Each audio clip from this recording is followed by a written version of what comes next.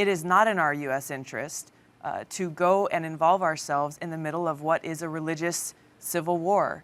Are there specific security threats to the United States coming from terrorist factions? Yes, in Iraq, in Afghanistan, in Pakistan, in many other countries in the world. We have to focus our resources that we have, focus our great military on those direct and imminent threats rather than getting distracted by involving ourselves in another civil war that's occurring in another country between religious factions that have been warring for generations.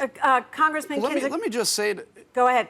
I just want to say to that, I mean, if the establishment of a caliphate by an organization that makes al-Qaeda look like a bunch of kitty cats is not in U.S. national interest to stop it, I don't know what is. And the issue of the Civil War, yeah, there are some real tough sectarian issues going on in Syria and Iraq. But this is the same argument that we heard when it came to the surge. Everybody said, well, we can't do the surge in Iraq because this is just a sectarian civil war. And we saw great success with the surge, despite some people's attempt to redefine the surge as a failure. We had the war won. But, Congressman, what do you say to your constituents who are so war-weary?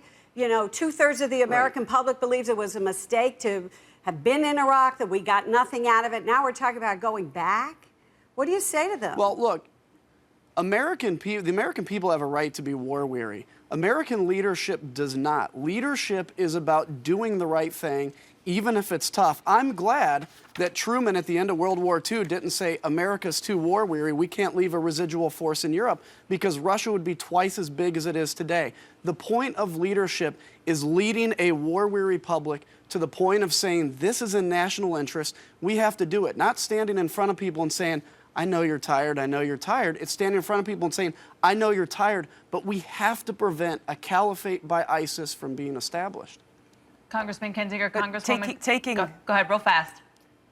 Taking that action, taking military action, conducting airstrikes, dropping bombs based on poor intelligence without having real-time intelligence and boots on the ground that can provide that, taking sides in this religious civil war not only is not in the best U.S. national interest, it doesn't even solve the problem of what is existing there. If we want to take action, we should push for brokering. We should push for brokering a peaceful agreement between these warring factions within the country and support leadership in Iraq that's willing to do that. All right. ISIS doesn't negotiate, they kill.